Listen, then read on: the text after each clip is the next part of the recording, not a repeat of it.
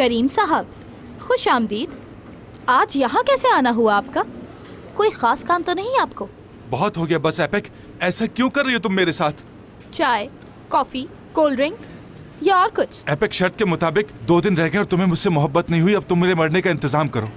भाई मैं क्यों तुम्हारे कफन दफन का इंतजाम करने लग गई? मेरी अपनी लाइफ है, जवान हूँ, खूबसूरत हूँ अभी मैं। मरने वाला खुद कर ले इंतजाम।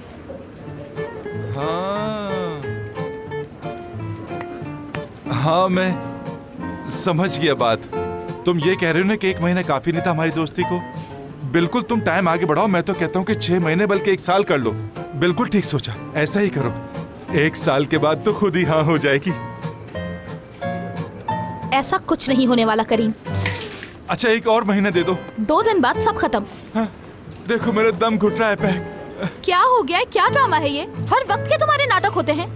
कभी तो इंसान बनो, वरना तुम्हें मुझसे मिलने की जरूरत नहीं है। ये तो कभी नहीं हो सकता। अगर हो गया तो खुदकुशी कर लूंगा। बकवास है सब। इसी बिल्डिंग की छत से कूद जाऊंगा मैं। मुझे कोई फर्क नहीं पड़ता। करीम, हमने 1 महीने का एग्रीमेंट किया था। मैंने 1 महीना वेट किया है। तुमसे 2 दिन वेट नहीं किया जा सकता? जरा तो सब्र रखा करो।